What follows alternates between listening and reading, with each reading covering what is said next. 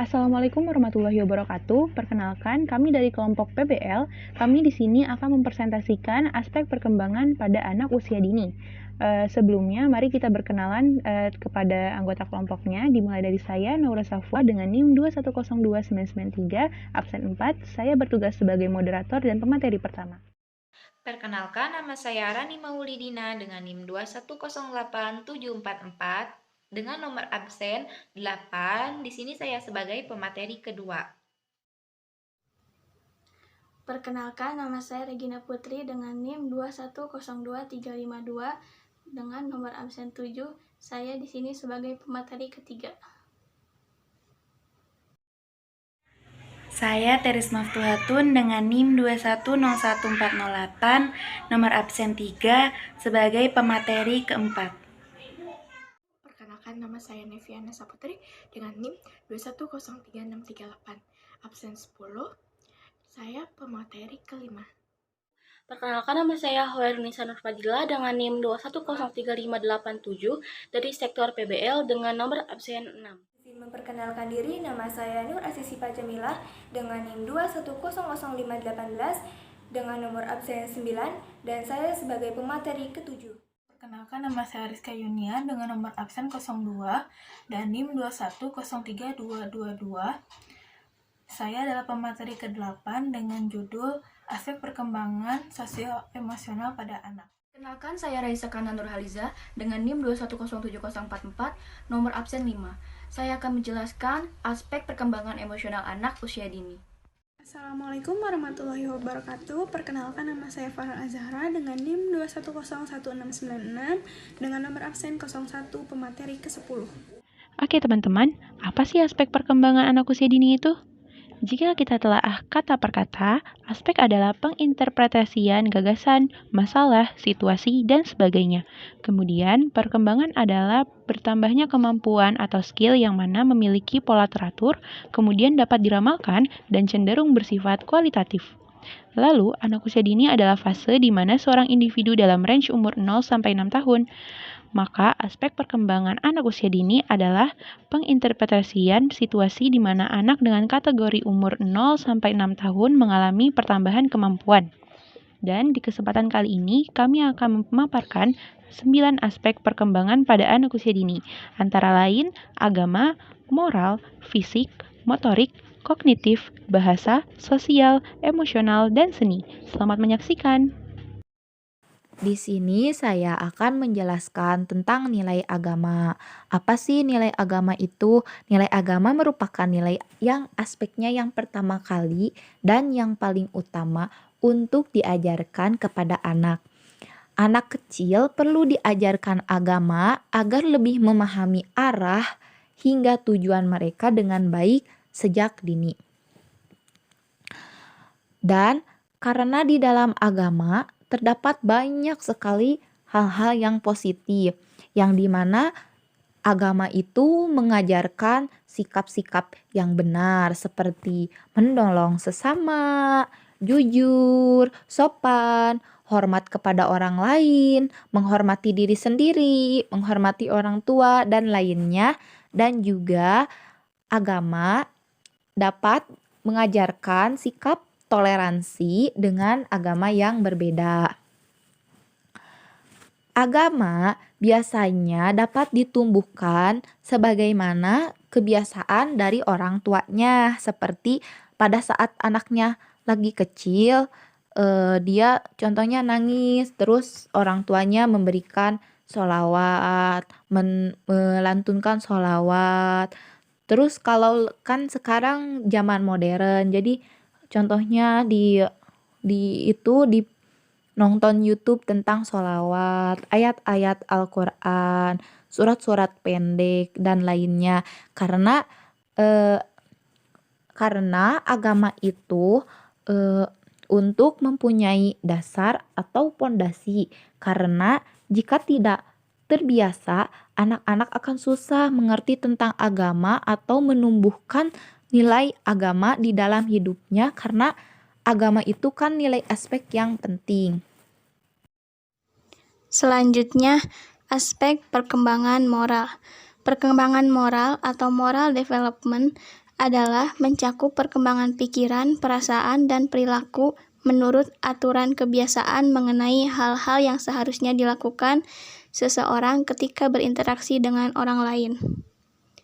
Pada masa bayi, anak belum mengenal perilaku moral atau perilaku yang sesuai atau tidak sesuai dengan kebiasaan orang-orang di sekitarnya. Semakin bertambah hari, bertambah pula usianya. Anak bertambah pula pengetahuan terhadap lingkungan di sekitarnya. Pengetahuan tentang perilaku yang boleh atau tidak boleh, atau perilaku yang sesuai dengan kebiasaan lingkungan sekitar dimengerti berdasarkan pendidikan dari orang dewasa di sekitarnya.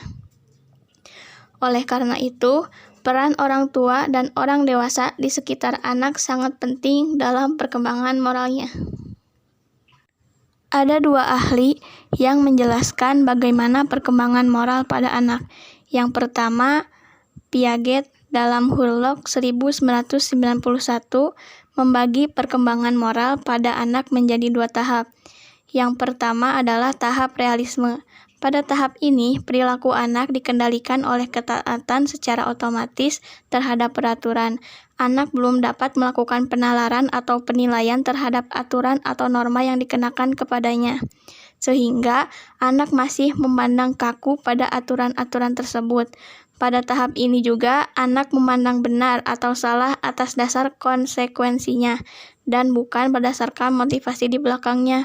Tahap ini terjadi pada anak usia 2 hingga 7 tahun. Pada tahap yang kedua adalah tahap otonomi. Pada usia lebih dari 7 tahun, anak memasuki tahap ini. Pada tahap ini, anak tidak kaku lagi dalam memandang aturan. Konsep anak dalam memandang aturan secara bertahap berubah dan dimodifikasi. Apabila anak usia 5 tahun memandang bohong selalu salah, maka pada anak di atasnya memandang bohong tidak selamanya salah. Kadang-kadang dibenarkan selama ada alasan yang dapat diterima. Tahap kedua ini berbarengan dengan tahap perkembangan kognitif operasional formal, yaitu tahap di mana anak mampu untuk berpikir abstrak, memahami, dan memecahkan masalah berdasarkan asumsi, dalil, atau teori tertentu. Yang kedua adalah menurut Kohlberg. Kohlberg membagi tahapan-tahapan menjadi 3 tingkat, yaitu yang pertama tingkat prakonvensional, di mana tingkat prakonvensional dari penalaran moral umumnya ada pada anak-anak, walaupun orang dewasa juga menunjukkan penalaran dalam tahap ini. Seseorang yang berada dalam tingkat prakonvensional menilai moralitas dari suatu tindakan berdasarkan konsekuensinya langsung. Tingkat ini terdiri dari 2 tahapan awal. Yang pertama, orientasi kepatuhan dan hukuman, dan yang kedua, orientasi minat pribadi. Tingkatan yang kedua adalah konvensional. Umumnya ada pada seorang remaja atau orang dewasa. Orang di tahapan ini menilai moralitas dari suatu tindakan dengan membandingkannya dengan pandangan dan harapan masyarakat.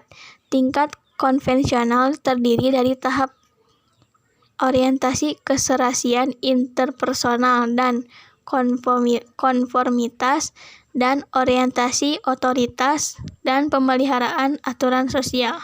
Tingkatan yang ketiga adalah tingkatan pasca konvensional, yang dikenal sebagai tingkatan berprinsip, terdiri dari orientasi kontrak sosial dan prinsip etika universal. Kenyataannya bahwa individu-individu adalah entitas yang terpisah dari masyarakat kini menjadi semakin jelas. Perspektif seseorang harus dilihat sebelum perspektif masyarakat.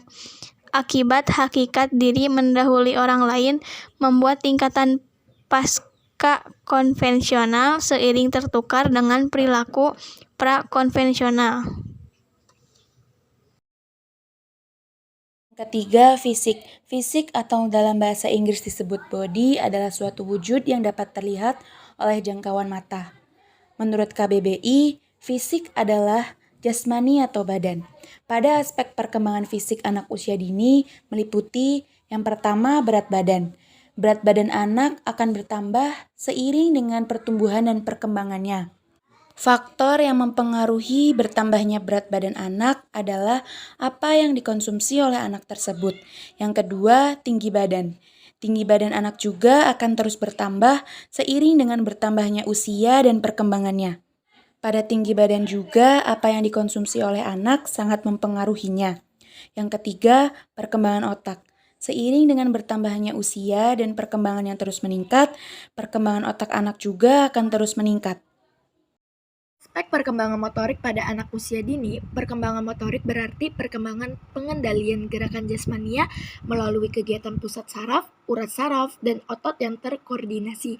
Ada dua aspek perkembangan motorik pada anak. Pertama, motorik halus adalah kemampuan untuk menggunakan alat untuk eksplorasi dan ekspresi diri seperti menggunakan pensil. Kedua, ada motorik kasar adalah kemampuan tubuh berkoordinasi seimbang, lincah, dan lentur sesuai peraturan. Si kecil bisa melatih bagian ini dengan baik lewat olahraga.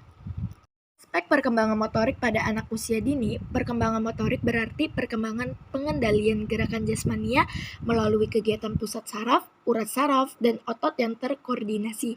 Ada dua aspek perkembangan motorik pada anak. Pertama, motorik halus adalah kemampuan untuk menggunakan alat untuk eksplorasi dan ekspresi diri seperti menggunakan pensil. Kedua, ada motorik kasar adalah kemampuan tubuh berkoordinasi seimbang, lincah, dan lentur sesuai peraturan.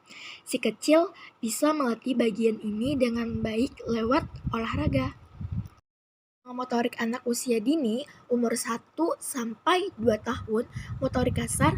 Dari aspek motorik kasar, anak usia 1 tahun sudah bisa berdiri sendiri meski belum terlalu lama.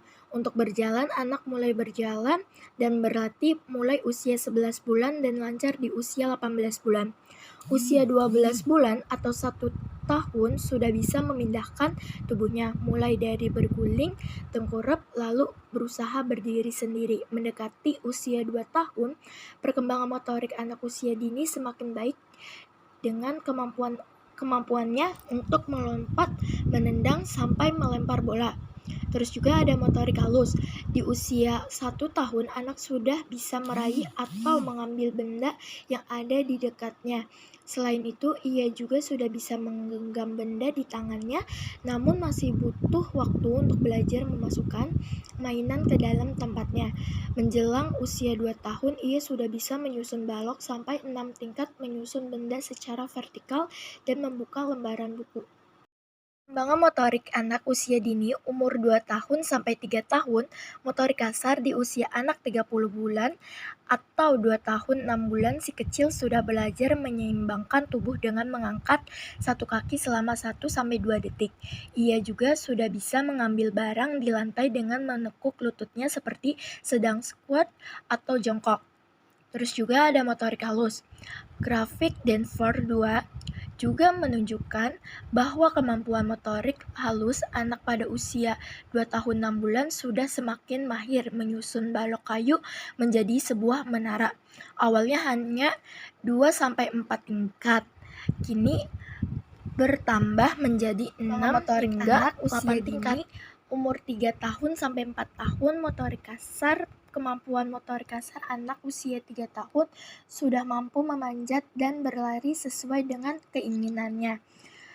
Tangga juga menjadi tempat bermain untuk menaiki satu anak tangga ke anak tangga lainnya. Terus juga ada motorik halus. Di usia 3 tahun, anak mulai belajar meniru atau menyalin gambar orang tua seperti bentuk kotak, segitiga, lingkaran, dan lainnya. Di usia balita 42 bulan atau 3 tahun 6 bulan, anak mulai belajar menggambar orang dengan 6 bagian tubuh seperti kepala, tangan, kaki, jari, mata, hidung, motorik telinga. Anak usia dini umur 4 tahun sampai 5 tahun, motorik kasar di usia ini, anak sudah bisa menyeimbangkan tubuhnya ketika berlari sehingga risiko terjatuh lebih kecil dibanding usia sebelumnya. Imajinasi anak juga bermain ketika sedang berlari. Terkadang ia membayangkan sedang mengiring bola di tengah lapangan. Dalam dalam sebuah pertandingan. Ia mampu mengangkat satu kaki selama 1-4 detik tanpa terjatuh. Si kecil juga bisa melompat-lompat sambil berjalan layaknya kelinci. Terus juga ada motorik halus. Kemandirian anak dan fokus akan semakin baik saat melakukan kegiatan di usia 4 tahun. Di usia ini, anak sudah mampu menggunting kertas, mengikuti pola atau garis putus-putus sebagai panduannya. Selain itu, anak juga sudah mampu meniru gambar yang dibuat oleh orang lain, bahkan mulai mencoba menggambar manusia lengkap dengan anggota tubuh. Sebagai contoh, kepala, tangan, kaki, jari, mata, telinga, hidung, dan mulut.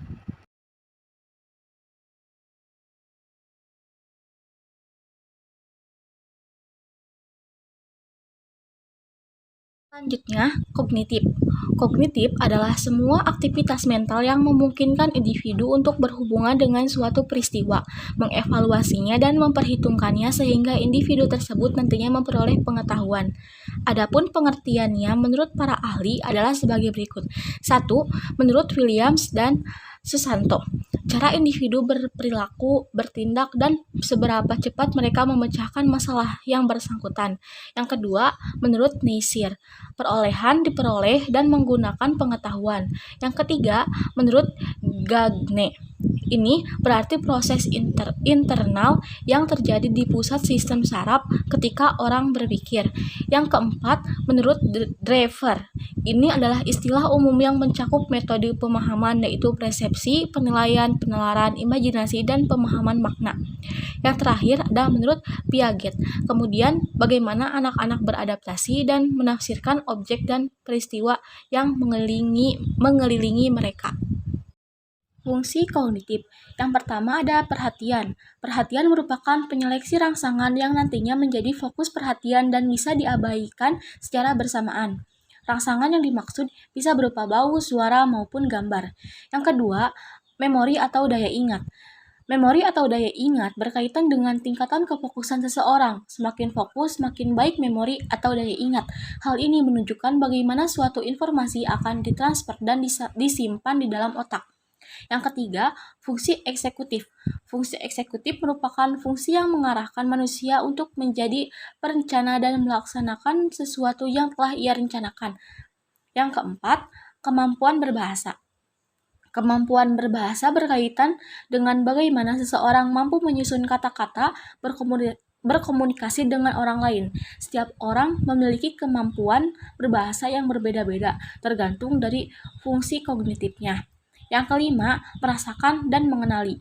Kehadiran fungsi kognitif membuat seseorang bisa merasakan dan mengenali segala sesuatu di sekitarnya. Misalnya membedakan antara jeruk dan lemon, semangka dan melon, dan seterusnya. Perkembangan bahasa merupakan aspek perkembangan kepada anak yang dapat mampu berkomunikasi dan dapat mampu menggunakan bahasa sederhana, serta menggunakan kosakata yang baik dan benar. Seperti contohnya, pada anak yang berusia 12-18 bulan, pada usia 12-18 bulan ini, anak akan dapat mampu menunjukkan anggota tubuhnya yang ditangkap, seperti ini rambut, ini mata.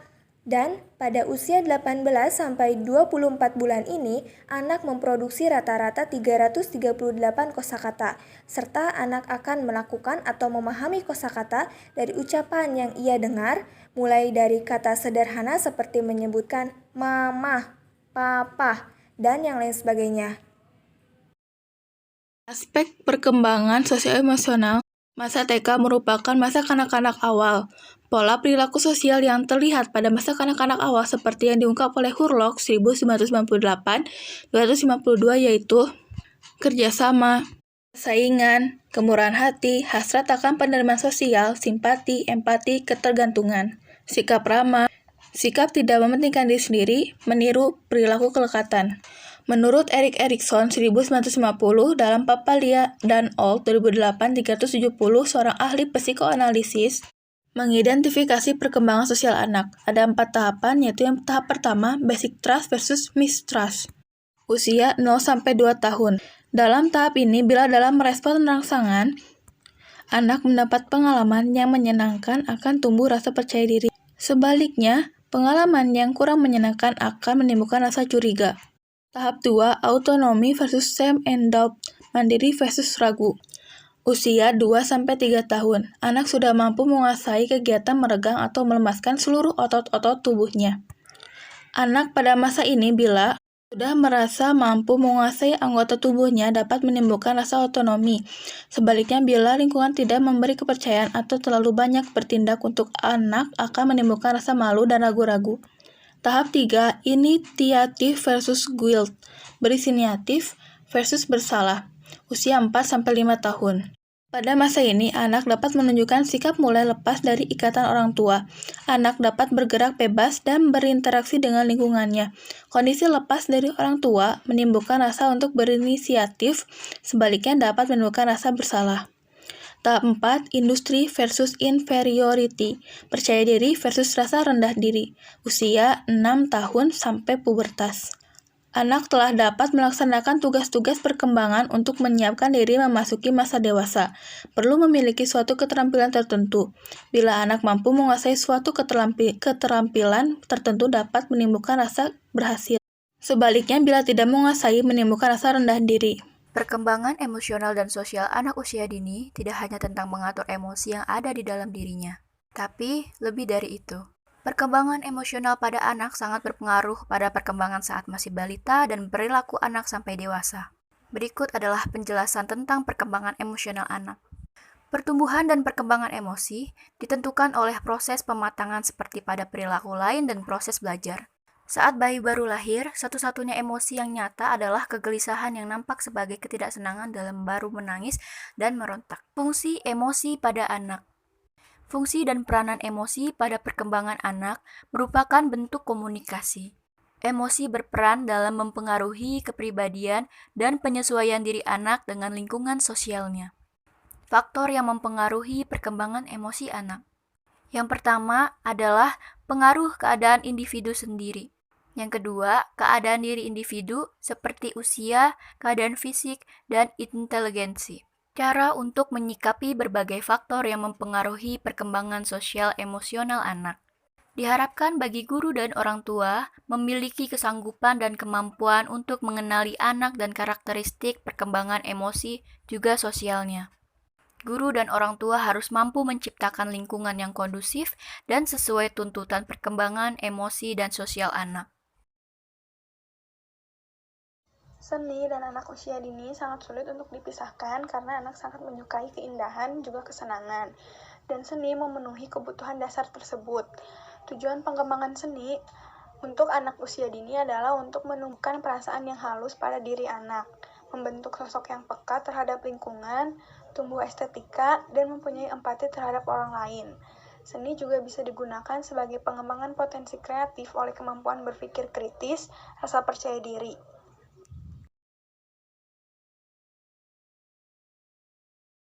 Sekian presentasi dari kami, kurang lebihnya mohon maaf. Semoga presentasi kami dapat dimengerti oleh teman-teman semua. Wabillahi taufiq wal hidayah. Wassalamualaikum warahmatullahi wabarakatuh.